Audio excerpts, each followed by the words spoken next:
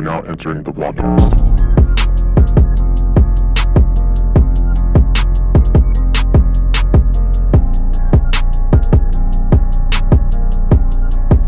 Nurish Vlogcast, take one.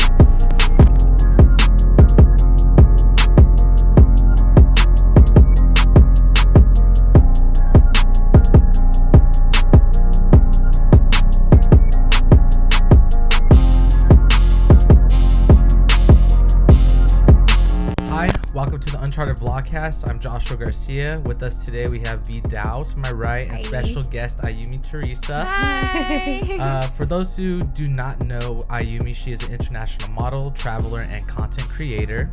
She has been featured on multiple media outlets including Cosmopolitan and Elle Japan. Now, through her bilingual platforms, she shares everything from beauty, fashion, personal wellness, and gives mental health advice, which is something we'll be discussing on today. And with that being said, welcome, Ayumi. Thank you. Welcome. Pleasure to be here. It's so exciting. My very first podcast. Yeah, we have a lot to talk about today. Yeah. So the topic we'll be talking about today is mental health and happiness during quarantine. And the taboo around mental health, especially for men. So since Josh is here, he can touch up on, some mental health issues that men go through or not.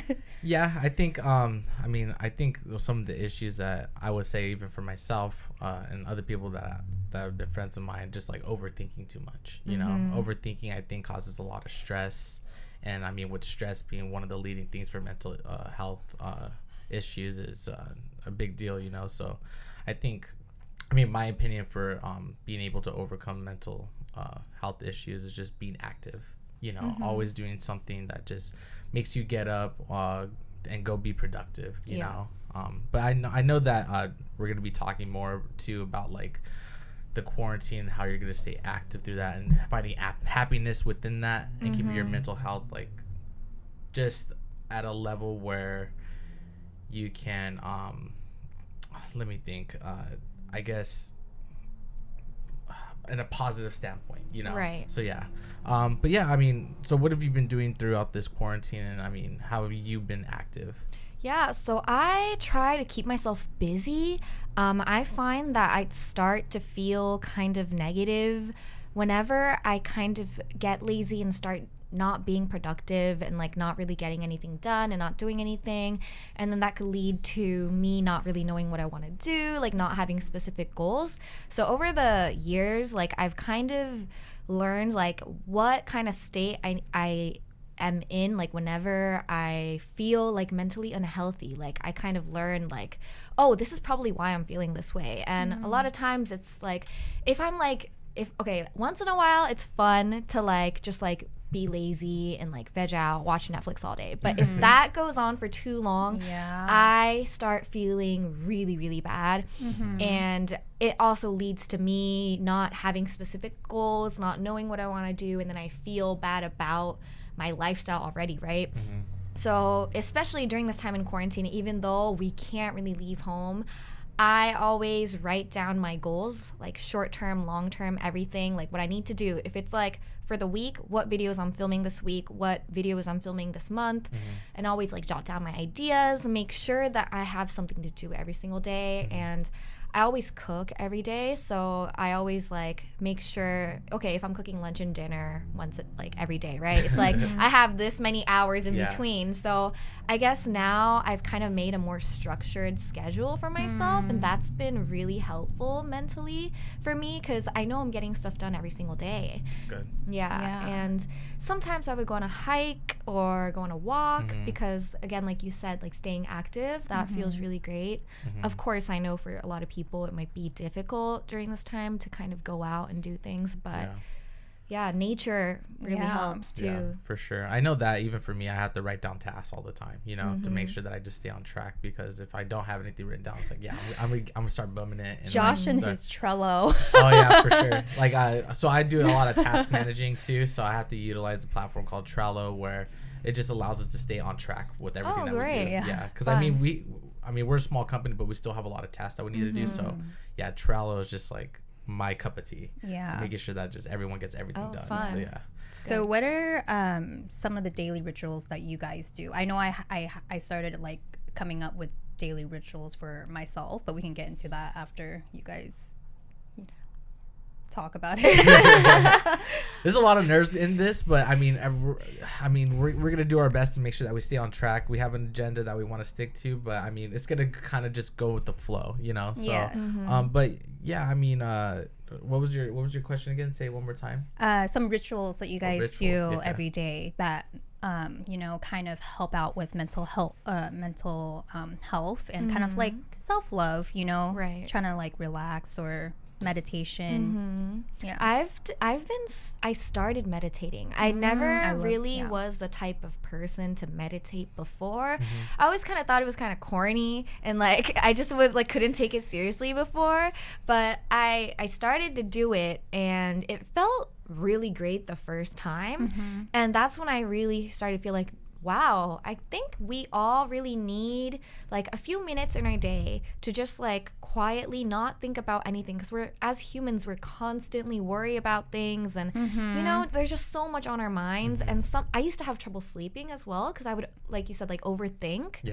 So I realized the importance of not thinking about anything, like the state of nothing, a few minutes in your day. And that really helped me. I don't do it every single day, but I do it every once in a while when I kind of catch myself overthinking or I feel like I need a little moment. I feel that. And it feels great. Like I like to go out on the backyard around like sunset and kind of just like sit and like close my eyes and listen to like the birds chirping. Okay, and, yeah. Natural sounds always is very soothing, you know, because even when I try to go to sleep, I'll probably like stay up late or something, but I'll listen to like rainfall or like nice like rainforest winds or something. And it's, I mean, it sounds kind of cheesy, but I mean, once you listen to that, like it literally soothes you where you want to just knock out. I agree. No, I started meditating, but I try to meditate maybe like 10 minutes a day maybe at most, but I never really got into like meditation until I started feeling like super stressed out, because you know, with managing like work, and then not only that, you're like managing your personal life, and now with this whole quarantine happening, it's like on top of that, it's like, okay, now you have to think about like what's going on around the world, so it's like extra stress on you, you know. So meditation really helped me, and then I also started recently doing like Epsom bath salts, which is like I never really like took baths at all. I only like took showers, but people started suggesting that to me, and I was like, it really calms you. The first time I took a bath, I was like, all right, I'm out of here, like after 10 minutes, because I was like, I need to do stuff. Like it was so hard for me to sit still. I was like, oh my gosh, you know. And I sometimes meditate like during the baths too, to kind of like help. But yeah, it's helpful. You know? For sure. I actually do a lot of bath salt baths. I mean, back in the day, we used to do it for wrestling and even for jiu-jitsu now currently. But you have to make sure you do it only like 10-15 minutes at a time, because it could be really bad for your heart if you do it for too long. I didn't know that. Yeah. I did not know that either. Yeah, so just keep that in mind for sure. Okay. And even for the people out there. I didn't know that. Well, Interesting. I'm Japanese, so there's a huge bath culture in Japan, and ever since I was little, like whenever you take a shower, it's always like a bath and a shower. Like you do it in a set like every single day. Yeah. So I'm really used to doing it, and we have public baths, which is like weird for people who aren't used to it, but you just go to public baths and you're all naked in front of you know, people you don't know. That's crazy. And it's really crazy because they have all kinds of baths. Like they have like a herbal one. They have like the ones where like the bubbles kind of give you a massage. They have a cold one in case you get too hot and you want to cool up. Oh, that's crazy. It's pretty crazy. So I stopped taking as many baths as I used to when I was younger. But I agree that baths and bath salts and all that super soothing and relaxing. I for sure had to hit the jacuzzi like every Sunday night just to make sure that I just like get any kind of toxins out of in my body, you know. And even the sauna. Yeah, it's also good to sweat it out. Yes, exactly. Yeah. Yeah, that's why I think it's really important. You have to get up and go work out or do something that's just active, you know, because once you get those endorphins going, it's just like you feel like you feel confident throughout your day. That's or true. even throughout your week, you know. Yeah. And another thing I like to do, it's not daily, but I do it like maybe at least once a week, would be I would work out and then I'd give myself a full-on pamper routine. I would like take a shower and then I do a face mask, like put on like 2 face masks in That's a row. a must. And, and like do my skincare and like my body cream and all that, and you just feel so nice and refreshed. Like a hair mask, like full body. Yeah. Takes me like an hour and a half, 2 hours, but it's great. You just need to take care of yourself. Yes. And the crazy thing is I didn't do it as often before quarantine. And now I'm starting to realize how important it is to like take care of my health, both mentally and physically. Yeah.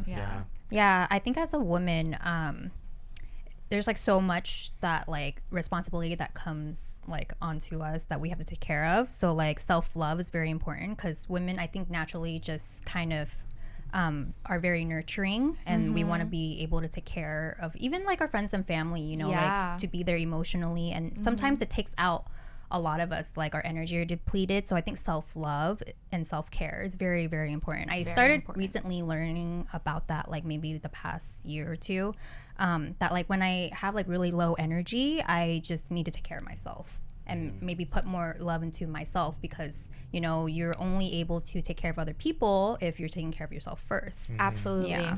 Absolutely. What are some of the steps that you would take in order to do that? So if you notice that, like, oh, I need to just take some time for me, like, what would you do essentially?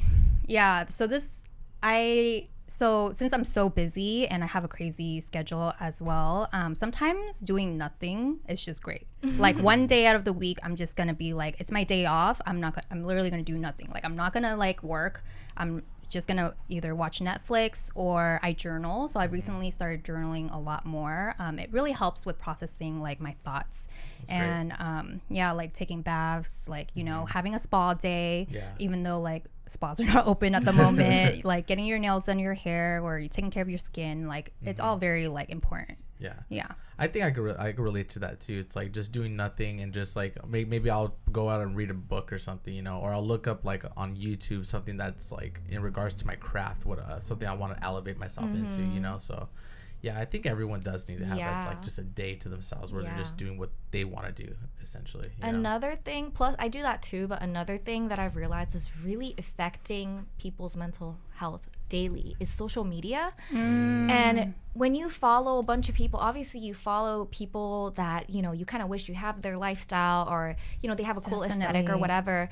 But then like you get to a certain point in your mind where you feel you kind of unconsciously start comparing yourselves to them and their lifestyle. And not everyone can have that lifestyle or live like those influencers or whoever is, right? And we're all like, everyone who has a social media account, we only put out like the highlights of our lives, the highs of our lives. We don't really share the lows, or you know, no one really knows. So I really caught myself feeling that way whenever like I was on social media too much, and I stopped spending so much time on Instagram and social media, and it feels really great. No, that's good. And I would like leave my phone, like recently what I do is I just, whenever I go cook or eat, I leave my phone in my room. If I'm gonna go on a walk, I leave my phone at home. And it really, really helps, and it helps you process your thoughts as well, so you're not like swayed with all these things that are like telling you, oh, you need to be like this, you need to look like this, you need to have this lifestyle, which is all just kind of make believe in a sense, because it's all just on social media. So I've been taking my time without social media a lot more seriously, and I've been valuing that a lot more, and be present in the moment. For sure. Being present is the key right now. I'm glad you brought that up, because I think a lot of younger generation nowadays are so like caught up in like, we need to be like that, we need to look like this, we need to have that stuff, like material things, you know. And I remember last year, I think I went on a cleanse, like no social media. I deleted my wow. social media app for maybe a month. It was really hard, but I was like, I just felt better because you're just more present in the moment, you know. And I'm glad you brought that up. That's so interesting. Even sometimes, even when I'm here at work, I mean, everyone's gonna be on their phone because they'll be doing work and then you'll just go onto your phone. And then you'll go back to work. But even for me, that's why I carry a shoulder bag now. I have to put my phone in my shoulder bag, so I just forget about it. And then I start working on stuff, and then I forget about my phone. It's like, oh, that's nice, you know. I don't have it in my or near my desk or anything. I mean, we have our phones here too, but you know, it's just always lingering around you. It is. Yeah, you know? it is. Yeah. You gotta find ways to just avoid it. So I also like to section out the way I work because you know how sometimes when you're working, you need your phone to do it. Yeah. So sometimes I would like, for example, like if it's answering emails or like editing on my phone or like whatever it is that I need to do on my phone that's work related, I would try to get it done at a certain amount of time within the day. Like, okay, I'm going to do all that answering emails and all of that in the AM and do the rest and just focus on editing and filming the rest of the day. And then it kind of stops you from kind of like being on your phone to research something and then go to check Instagram and then like you know it kind of becomes a thing. So I think even for me, I try to maneuver my my apps, you know. So before I noticed whenever I was going onto Instagram or like Snapchat or something, the apps are super easy to navigate to. Now I hide my apps inside of my phone. That's so it's smart. like, if I see nothing but my like my mail app, like say my email app, so that obviously that's work related, so I'll check that. But for me to go on Instagram, that'll be like in the like the swipe over, or what is it, the next page, what is it terminology called whenever you swipe over to the next page? Right. Yeah, so you'll swipe over the next page and I have to go into like a little section where all my apps are. It's like, okay, it's a headache. I might as well not go on Instagram. So that's actually smart. Yeah. That is smart. I've never done that. Same. Yeah. I should probably do that. Yeah, because it's so accessible. As soon as you go on and say, oh, Instagram's there, I'll just check and see real quick. Yeah, you know? because nobody is perfect, right? But people only post what they want you to see. So it's like, it's not everyone's perfect. Everyone's going through stuff. They're not going to post it on social media because it's their private life, you know? Yeah. So I think, it's just, we can't compare ourselves too much. And I know as women, like, we're always like, oh my gosh, she's so pretty. Like, I just, you know, wow, like, how do we get to that stage? But yeah, I think it's important. Maybe this is a question for both you guys. How do you guys find inspiration throughout your week to keep like driving forward? That's a good question. I started like, okay, the people that I watch on YouTube or like follow on Instagram, I started to kind of watch people that are more like uplifting rather than people that are like just like flexing and like you know, because there's I feel like there's two types of influencers, and unfortunately the types that get more clout are the ones that are a little bit more flashy or whatever, you know, doing things to get attention, right? Yeah. But then there are some people that are actually talking about really meaningful topics or helpful topics and talking about like mental health or how they are getting through quarantine and things like that. And that's when I kind of realized that I want to be that type of person with a platform rather than someone that's just doing everything to get attention.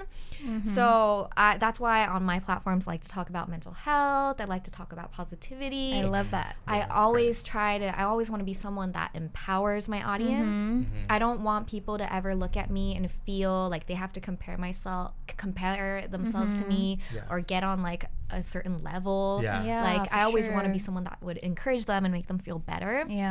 So I'm, as much as I want to be that type of person for my audience, I look to people like that, you know, whenever I'm looking at social media. That's cool. Yeah. I listen to podcasts, like positive ones. A few is it's called Impact Theory by Tom Bilu. I think I'm pronouncing his name correctly. I'm not really sure. We'll double check. Yeah. But I listen to podcasts, and his wife is very like, you know, women empowerment and like self-love, a lot of that. And just like you said, I think I try to follow people who have positive like posts and not just about like material things or like on the surface stuff.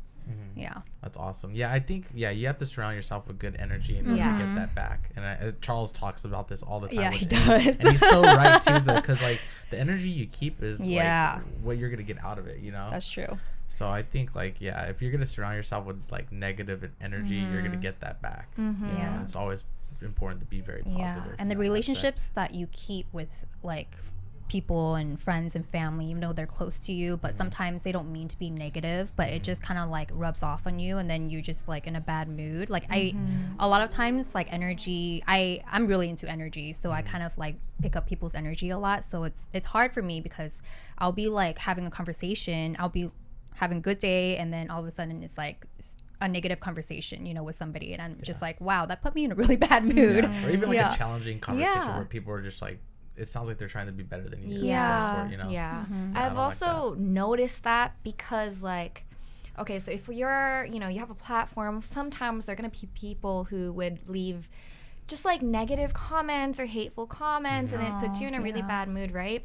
But then I've noticed that even like the way I respond to that, if I clap back in a way to intentionally make them feel bad or like they're wrong, they're gonna clap back in the same energy. For sure. So I started to consciously, whenever I talk to someone, even if like I disagree with them, or even if it's not a comment, right, in normal life, I always try to kind of go from like a loving place of my heart and like a caring place, rather than like attacking them or like intentionally making them feel like I'm better. Because sometimes when you're emotional, it's like really easy to get to that point where you want to fight back for yourself, right? Yeah, definitely. But then if they take it, you know, personally or in a negative way, they're only going to do the same thing back to me. So I've kind of been telling myself, you know, you give love, then you get love. So that's how I've been coping with negative comments and, you know, things that people would say or conversations. So how would you, so if you were very emotional, how do you deal with like calming down? Like some of the steps that you do take? I usually just step back for a little bit. And kind of give myself some time to cool down. I would maybe go on a walk, go on a hike, just like get some alone time to kind of cool it off and really think it through before I say anything. Yeah. Because I know that if I say something from emotion, I'm going to regret it later, or it's going to come off kind of not very nice. Yeah. Sometimes I wish I had that patience, but man, it'd just be coming out. Yeah, you can't really help it. I try to take deep breaths. Like I learned this in, I forgot, it was like communication class a while back. It was like take 3 deep breaths, like hold it like for 3 seconds each time, and then just breathe out, and then you'll feel better, and then you kind of like recollect your thoughts and then be like, all right, I'm coming from a logical place, not from emotions. Yeah, you for sure have to be objective. Absolutely. You know, so, Also, taking a shower and talking to yourself. Like, I do that. Oh, does it? You know what? You know, what's crazy is that like, okay, so then say I'll get in an argument or something, which I mean, I'm gonna consider taking a deep breath and doing that now. But you'll come up with like, you'll go into argument, but then you'll go into the shower later on, and then you'll think of the things that you should have said. That's like, true. You should have said that. But no, talking to yourself in the shower. It really like yourself helps you kind of like put together what's really going on. Like put your thoughts together and really understand. Like it's really funny. It's really silly, but it's like I would say something and I would say it as if I'm talking back at myself kind of. So it's like I'm 2 people. Yeah. Okay. And then it really helps me understand the situation and my own thoughts more. Yeah, it makes you rethink the conversation that you guys were gonna talk about, or like whatever argument was gonna escalate, and then you'll think like, damn, we were really arguing over this. I know. Sometimes Because you'll replay it in your head like, okay, this wasn't even worth the argument. I know. Sometimes you just realize that, oh my God, we should just talk it out. It's not that big of a deal. Not that big of a deal. Yeah. Even when you get a text, you have to really think about it. Like, okay, I want to write this back, and then when you write it, you read it a couple times, like. That's delete. Okay. And after you mitigate a whole like argument or like bad energy. That's being true. mixed up, you know. Like I wouldn't call it a debate or an argument, but sometimes when I'm texting, I would text and then I'll write it out and then I'll like delete, but then I'll be like, does that sound okay? And then I'll think of like the other person's perspective and I'm like, okay, I don't know if they would get mad, you know? And so then I'll like, maybe I shouldn't say anything at all, but then it's better to just talk it out. Yeah, for sure. And just have that good energy going back and forth. Absolutely. Yeah. All in all. But yeah, so Japan. So you were born here, then you were raised in Japan? I was born and raised half my life here. So I was born in upstate New York, grew up mostly in California, and then I moved to Japan when I was 11, and been there ever since. And then I just moved back this March. So half my life is literally in the US and the other half is in Japan. Yeah. Okay. Yeah, so I think I'm pretty like 50-50 in terms of cultural identity. I had a really hard time like knowing for a long time, but now I think I can pretty comfortably say that I'm 50-50 because I am 100% bilingual as well. Okay. Cool. Yeah. Yeah. That's nice. What do you think some of the, like, how do I say this? Like the mental health that people cope with in Japan, like what is, I know that the stress levels over there is a little bit like more high stress because a lot of people over there work a lot, right? Yeah. I think it has a lot to do with the way the society is in Japan, like, and the culture in general. Like, we're not really used to speaking our minds, even if we know it's right. Part of our culture is very like, you know, just don't say anything, like just like stay out of it, Be like, polite. kind of be polite, like don't really, we have this term actually called KY, and it stands for kuki yomenai in Japanese, which means you can't read the air. And people will call you KY if they think that you're kind of saying something to ruin like that vibe in like that gathering or whatever.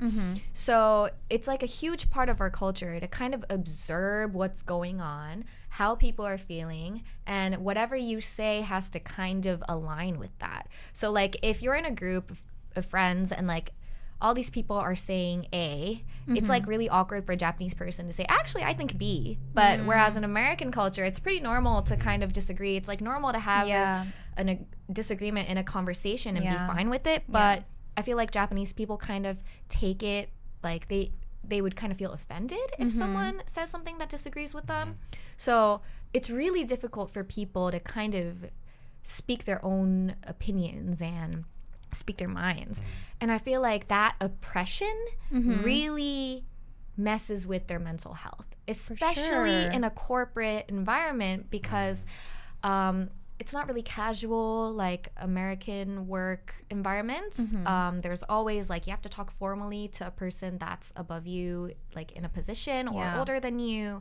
And a lot of companies, it's more like the older and the longer you've worked, like the higher position you're in. It's not really skill sets, you know, what level of skill sets you have. For sure.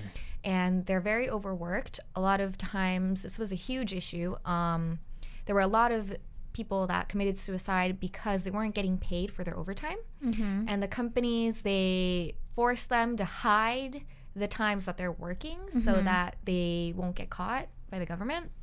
And yeah, I mean, it's scary. Yeah. And then also, this is my own analysis or like my own theory, but okay, so there's like this is terrible, but there's a huge part of Japanese culture, like hentai culture, and it's like where these men, they're so oppressed. I think it's because they're so oppressed, and sexuality and all that is also very like taboo in Japan. Talking about mental health is taboo. Talking about sexual things is taboo.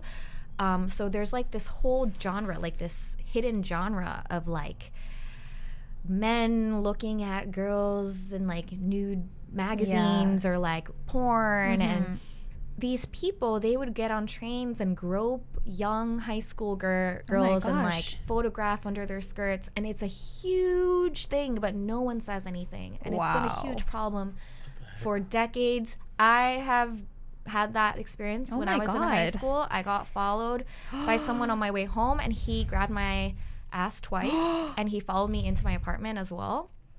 And it was very scary, but you go to the cops and they're just like, oh, you know what happens, you have to be careful. They won't do anything for you. And women aren't allowed to have anything to protect ourselves. We're not allowed to have any like the sprays or like we're not allowed to have tasers. It's illegal for us to have those types of weapons to even protect ourselves.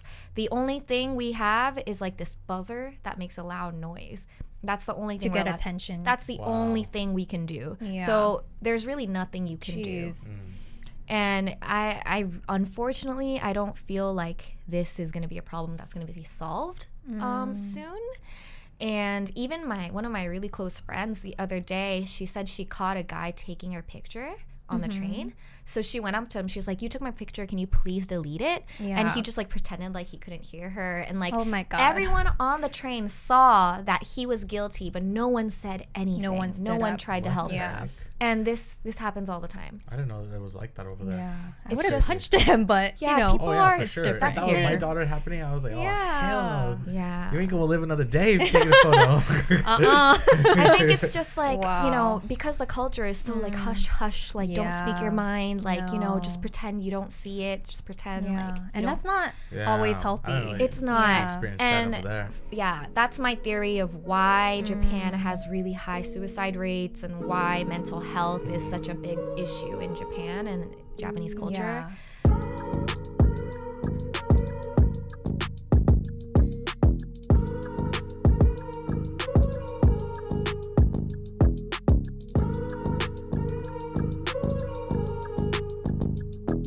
I think CBD has helped a lot of us, and I know it's so saturated here. A lot of people are misinformed about CBD. So for me, I usually take CBD tinctures, Nurish CBD tinctures at night before I sleep, and it has helped me tremendously.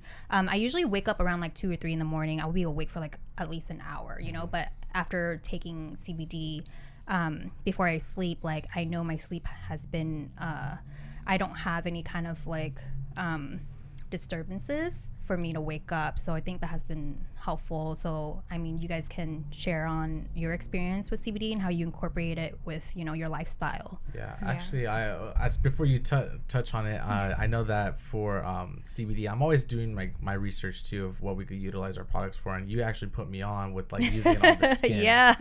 Yeah, because as soon as I started seeing you use it for like beauty and like your skin as like a regimen of what you do.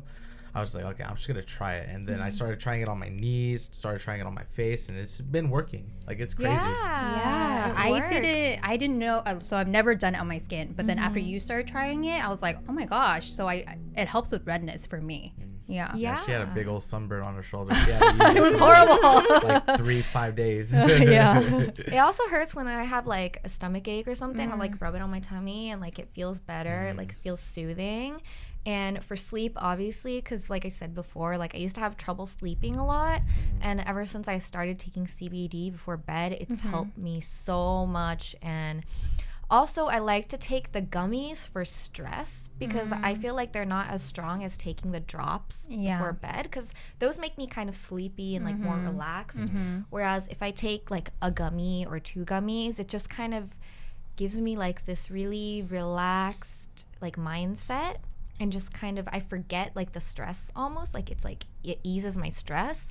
So like whenever I'm overwhelmed with work, like I have so much to do and I don't know where to start, or there's like something that's stressing me out, I take like a gummy, 2 gummies, and it kind of just puts me in this, okay, I'm gonna do this, I'm gonna get this done type mood. And it's really helped. Yeah. And it definitely helps with mental health, and that's why I really want to raise awareness about CBD, not only here in California because it's already pretty saturated, but also in Japan because I know that mental health is a huge issue. Definitely. Yeah. I think it's a great alternative from taking like other kind of drugs that are out there. That Absolutely. you know? Absolutely. Yeah. Instead of doing like opioids, you know, the pills for depression or, you know, what people have been taking, those actually kind of not push people into more of a depression, but it's not like a natural kind of remedy. So personally, CBD is kind of like a holistic thing for me, and I do have a lot of females who are moms, and you know, they're always around children and they're always having to take care of the husband, their kids, they have to clean, they have to cook, and then they have to work. So I know a bunch of people who are my friends who have taken CBD who helped with anxiety, and just to kind of like, if you have social anxiety, it helps with that as well. Yeah. Yeah, I think with CBD, it's this natural like supplement essentially, you know, and I think it's compared to like opioids, which isn't sustainable. You know, you take that, it could damage your liver. With CBD, I mean, you could take that for the rest of your life, and it could actually help you, depending on, I mean, the type of person, not type of person. Let me rephrase that. It depends on like. CBD is always going to do something different to each individual. It's gonna what is the word I'm looking for? It's gonna be different for each person that takes it, you know, just like essentially drinking. But that's true too. Yeah, because like if somebody drinks, sometimes you're gonna either be really uplifted or you get really tired, you know. So same thing with CBD. Everybody's body's different, and CBD is gonna be different to every individual that takes it, you know? So I've also stopped drinking as much. I mean, I think it's also because I haven't been going out and things like that, but I used to drink a lot more before quarantine, and I really don't drink as much anymore, and I realize I don't really need it. And I'm like naturally just happy without it. Yeah, I don't really, because I feel like a lot of Japanese people also escape with drinking, and that's why you see all the salarymen sleeping on the streets in Shibuya, because that's their escape, and it's so unhealthy. It's like cigarettes and alcohol. But yeah, I've realized there's so many more things you could do to be happy mentally without having to rely on things like that.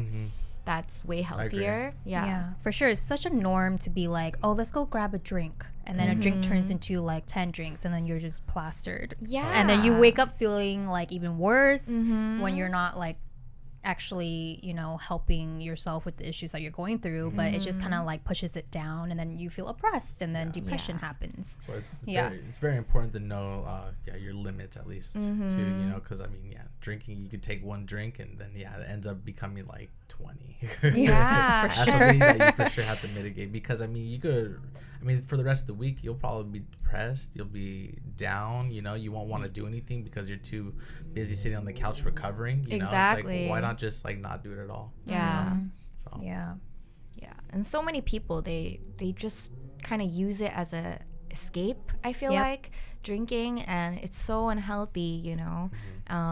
If I'm like in a bad mood, I just take CBD and take a nap or something, and I feel better, or take a walk.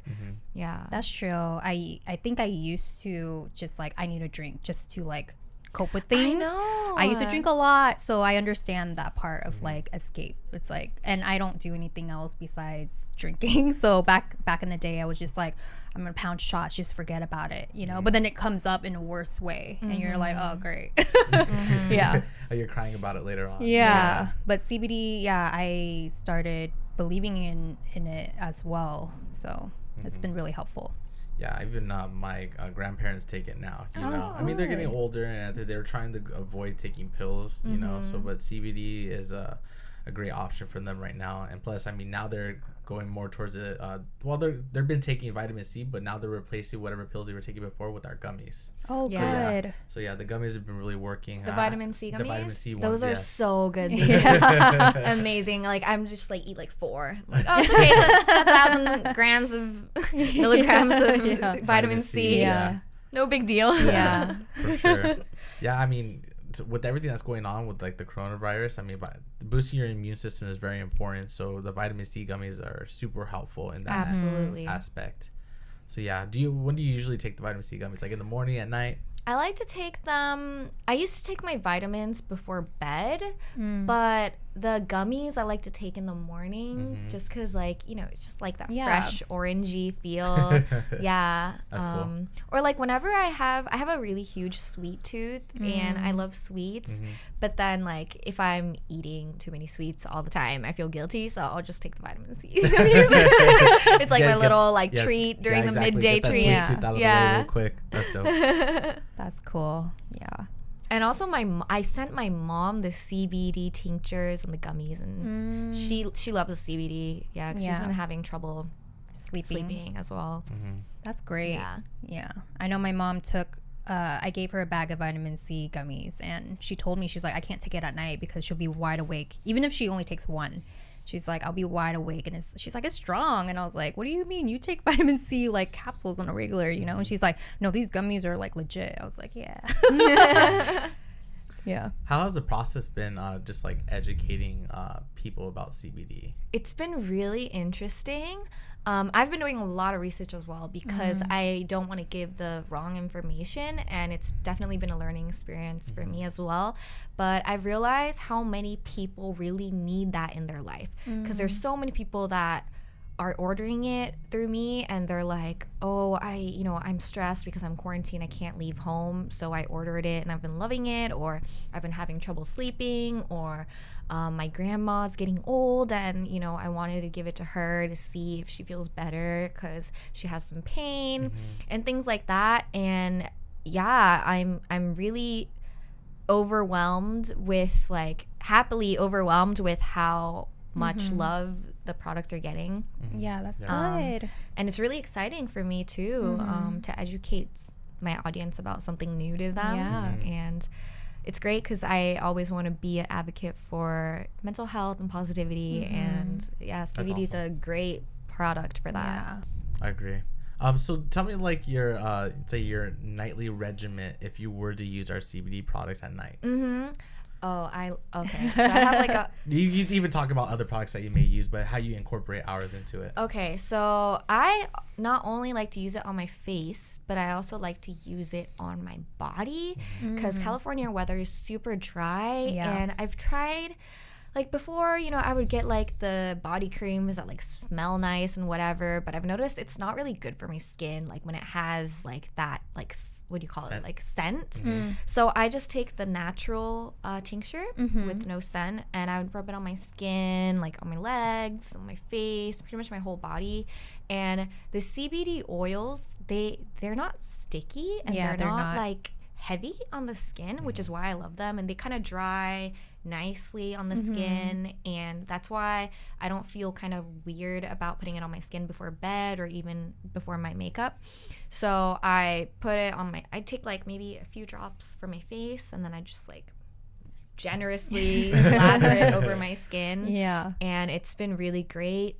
If I have a little spot, a little itchy dry spot or something, I put it on and it feels nice. Okay. Yeah, cool. Yeah, it's been really great. Yeah. Also, if I shave and I get the razor bumps and things like that, I rub it on there as well. Yeah. It feels really nice. It's all smooth, right? Yeah. Multi-purpose. Yeah, for sure. For everything, honestly. And I also stopped breaking out since I started using it on my face. No breakouts, nothing, because it's anti-inflammatory. Is that the right term? Anti-inflammatory. So it's been really good. Yeah, it's nothing but all natural ingredients. People think that we're, other CBD companies may be putting in stuff that shouldn't be in it, but with us, it's nothing but all natural ingredients. Yeah, that's what I love about it. Yeah. Yeah. It's 98.9 pure CBD. I think people are skeptical about other brands because they're so used to kind of other companies diluting the CBD, and ours is just pure. Yeah. Absolutely. So I do have some fun questions I want to ask. All right. So I was gonna say, what's your favorite summer activity? Summer activity? Yeah. If there was no quarantine? Yeah, quarantine. Obviously. I love traveling. So I would love to travel to a nice tropical, beachy location. I lived in Thailand last year. Okay. So what I did was I would go on a weekend trip to Phuket and just go to the beach and chill at the pool and do stuff like that. I love hiking. Okay. And yeah, just the nature is beautiful, and I think I love going to places where the nature is beautiful. Okay. Yeah. And I love summer. I love summer weather. So how hot does it get in Thailand? Very hot. Let's see. I don't know. Okay, I only know in Celsius, but it gets up to 40 degrees Celsius, which is I don't know what that is in Fahrenheit, but it gets ridiculously hot. I think Andy, you've been to Thailand too, right? Yeah, Thailand's the spot for Andy for sure. He keeps saying that we have to go because it's so beautiful out there. It's beautiful. The nature's beautiful. The food is amazing. I love Thailand. I would love to go eat Thai food out there. Oh my so gosh, good. I love Thai food. Too, it's so cheap. The noodles are amazing. Yeah. If you go with a local person, those are the best. Yeah. Is it spicy too?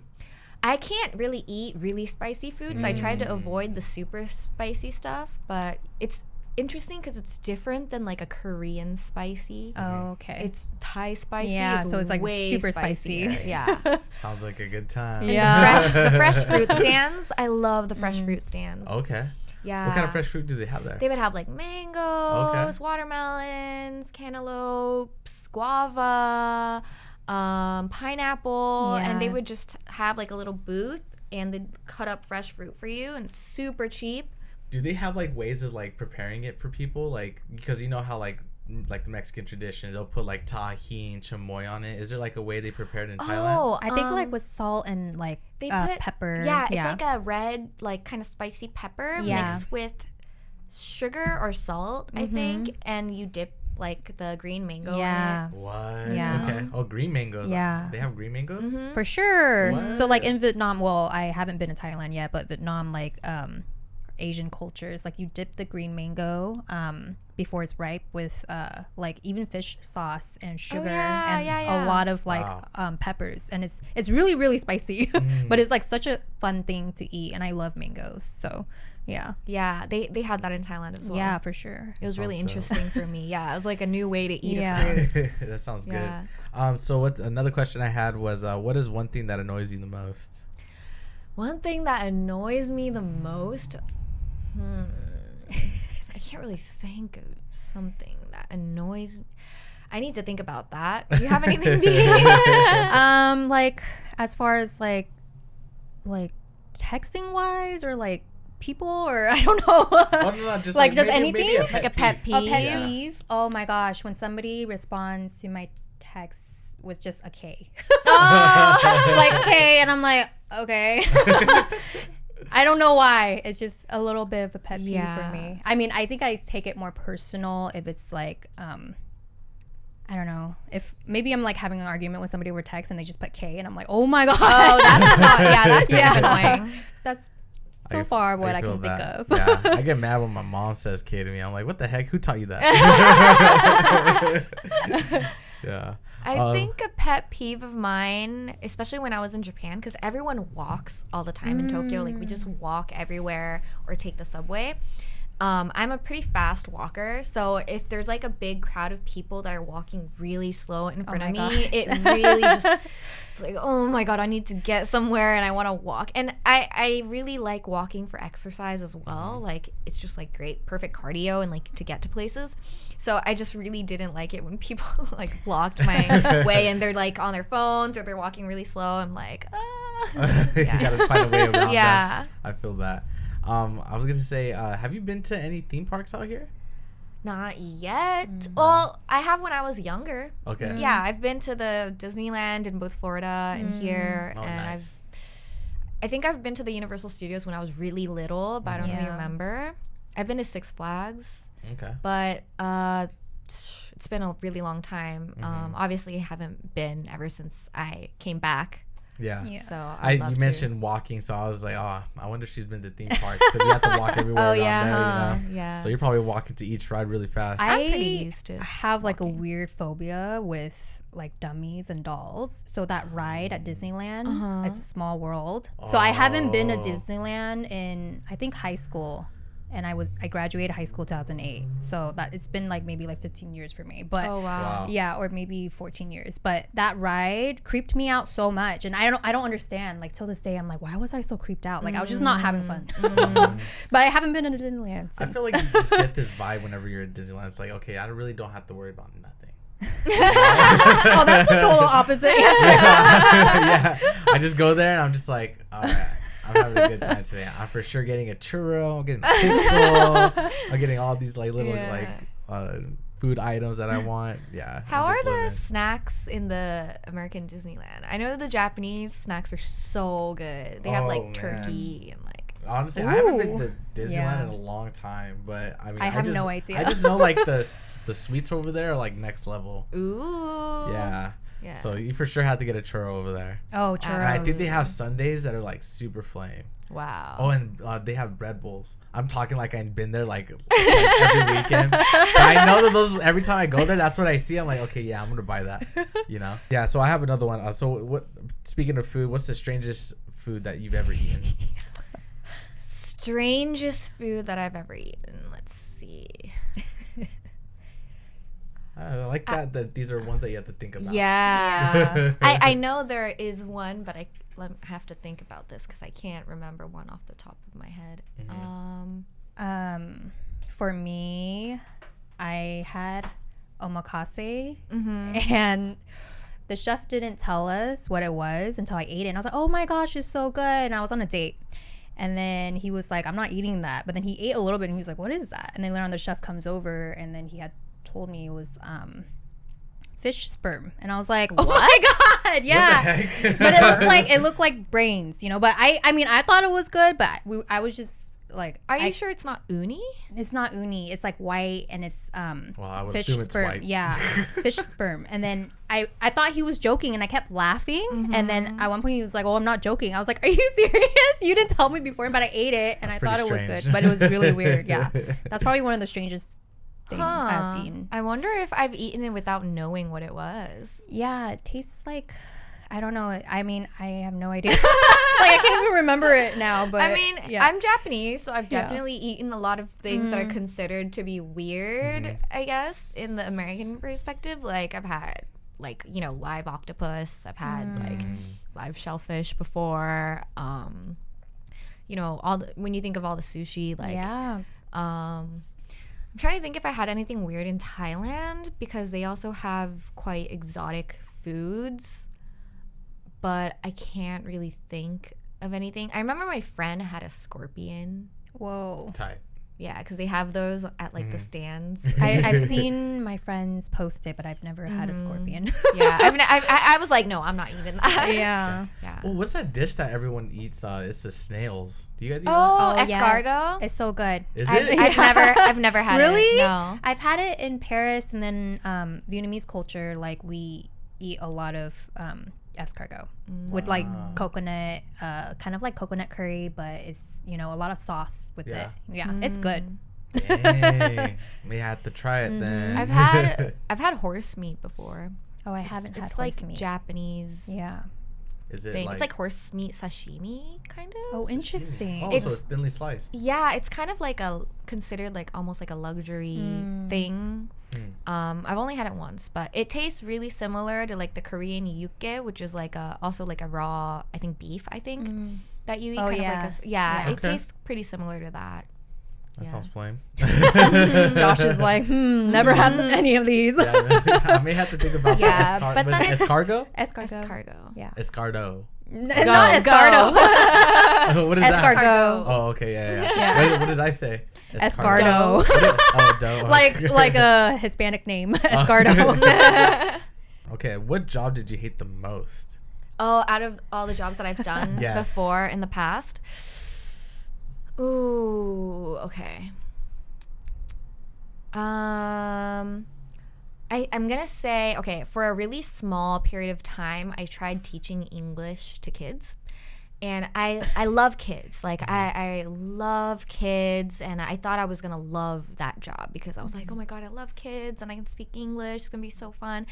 And then I went in, and at first they're going to be cute or whatever. But then, like, around, like, the maybe 6 and 7-year-olds, it's kind of like their life's mission to annoy the teacher and make fun of the teacher and have fun with it almost. So once they know that I'm a new teacher, they will try to mess with me and they think it's funny that they're not like behaving in class. Yeah. And then when a group of like 8 kids that age start to think that it's fun to make fun of the teacher, they will go insane. It's Oh my gosh. uncontrollable.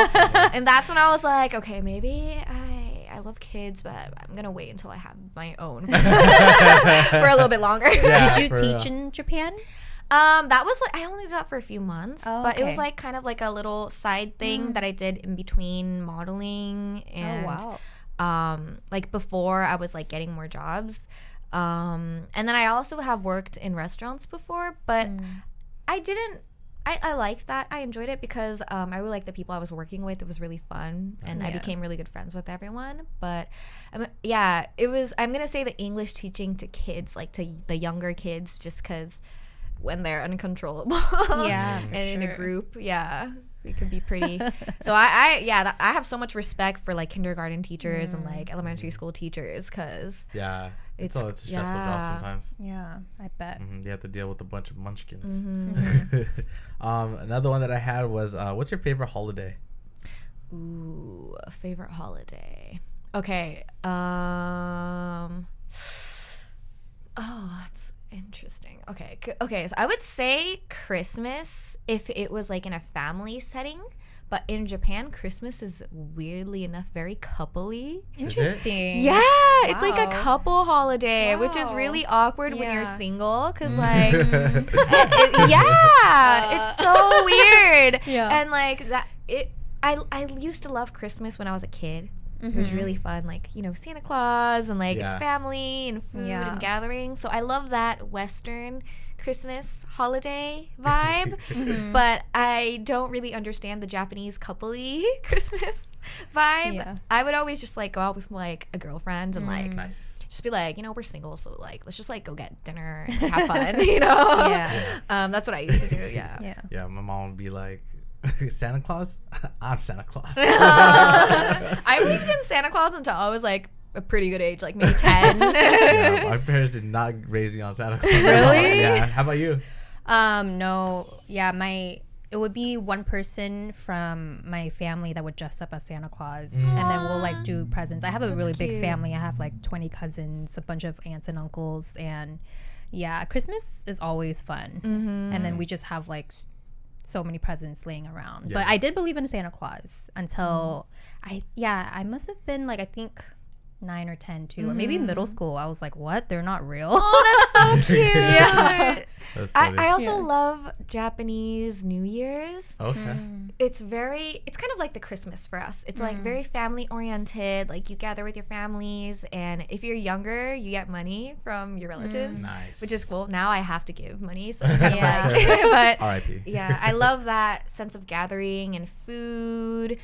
We always have like traditional New Year's food, which is really great. And I just love that fact that whenever I go back in New Year's, I can see all my family and my friends. Nice. Thank you guys so much for having me. I had so much fun. I may have over talked because I get so excited.